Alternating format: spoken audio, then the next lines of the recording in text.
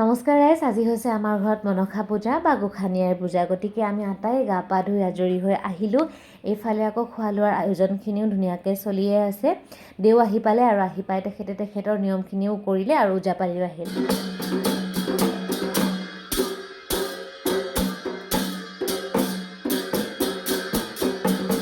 এইফালে আহি পালে আমাৰ ঘাই ঘৰৰ বৰমা বৰ্তাহঁত, আৰু তাৰ পাছতে দেৱে ক'লে যে আন এটা নিয়মৰ কাৰণে যাব লাগিব বুলি।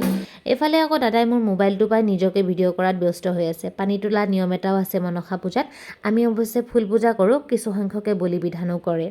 ইয়াতে আহি দেৱে কৰিবলগীয়া নিয়মখিনি কৰিলে। আমিও পানী তুলিবৰ কাৰণে গ'লোঁ। উৰুলি জোকাৰ দি এটায়ে পানী তুলি লৈ অহা হ'ল। মই এই ভাগ পূজাৰ নীতি নিয়মৰ বিষয়ে বৰ বিশেষ এটা নাজানো, কাৰণ ইমান বেছি মই দেখাও নাই।